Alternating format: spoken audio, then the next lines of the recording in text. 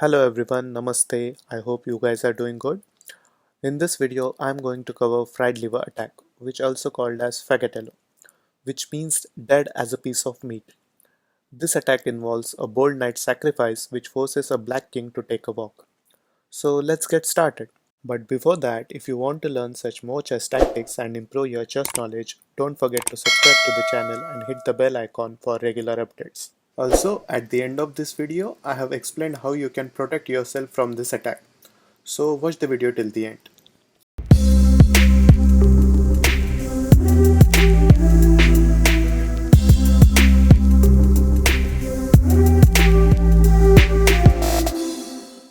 Fried liver attack starts with e4, black to e5, knight to f3, developing and attacking the pawn at the same time, knight to c6 defending, bishop to c4, so we have Italian game on the board.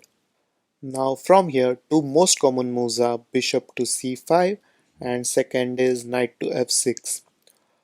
Bishop to c5 is a pretty good developing move. White can go for Ivan's Gambit from this position. I'll create another video for that opening, so we are not going that way for now. Second is knight to f6, the two knight defense. Another very common move in Italian game. This is what we want to start a fried liver attack. Here, white should play knight to g5, attacking weak f7 pawn with knight as well as the light squared bishop. The best way to block this attack is pawn to d5. We can see that this pawn is nicely protected. Then white should capture the d5 pawn, and then common move is knight captures on d5, as of course queen can't capture and white want to even out the material on the board. Now this is where fun starts. It's time for the sacrifice. White should capture the weak f7 pawn with knight. This forks queen and rook. The only option black has is to capture the knight with king, otherwise he'll lose on material. So king captures knight on f7. Now let's attack the open king. So queen to f3 with check, and which also attacks knight on d5. From this, let's see what all options black has. He can block the check with queen, but this loses the knight. You can easily capture the knight with either queen or bishop. Second option is king to g8, but this is the worst move for black and it instantly loses the game. Here bishop captures knight d5, again with check, and now king can't move anywhere. If queen captures bishop, then white queen captures back and it is game over for black. He can just delay the checkmate by one move by blocking it with bishop. So definitely king to g8 is a bad idea. Let's see other options. Suppose king moves to e8. Then simply bishop captures knight and there are a lot of threats now. White is threatening to checkmate on the next move, so black must prevent this. Most logical way to do this is queen to d7 or queen to f6. Anything else than that, something like queen to e7 or bishop to c5, which looks like a pretty good development move, is actually a mistake. Let's see how. Suppose black plays queen to e7, then we can simply capture this knight with bishop.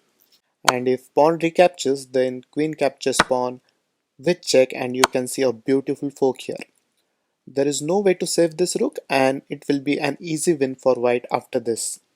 Another option is king to e7, but again bishop captures. Moreover, king is blocking its own bishop as well as queen, and white can get this dark squared bishop in the game to attack further.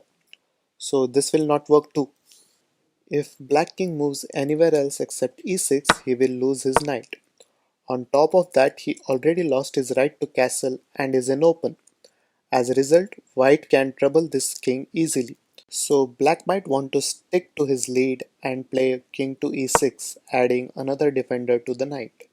As white is already pieced down, he should continue attacking and play knight to c3, adding one more attacker to d5 knight. From here, white has two good moves. He can move his knight to b4. This move defends the knight on d5 as well as it attacks the c2 pawn and threatens to fork king and rook on the next move. White should ignore this threat and play pawn to a3, inviting black to capture the c2 pawn. So why this is useful? Because white is going to lose a rook also now. So one more sacrifice. Look, At this point, our main goal should be to attack an open black king with as many pieces as possible. If we take a look, this rook is not doing anything, so we can ignore this.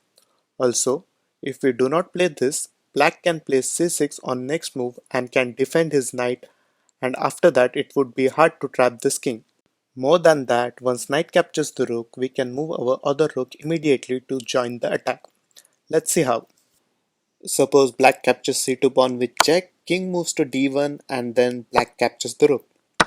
We can see that it is okay to capture the knight on d5, so knight captures. Black has to play king d6, otherwise again there would be many discoveries and forks are possible once knight moves and captures c7, and black might lose the rook. So king to d6, of course d7 is not good option as it blocks the bishop and makes things easier for white. Now white should play pawn to d4. This is again useful to open up the black king.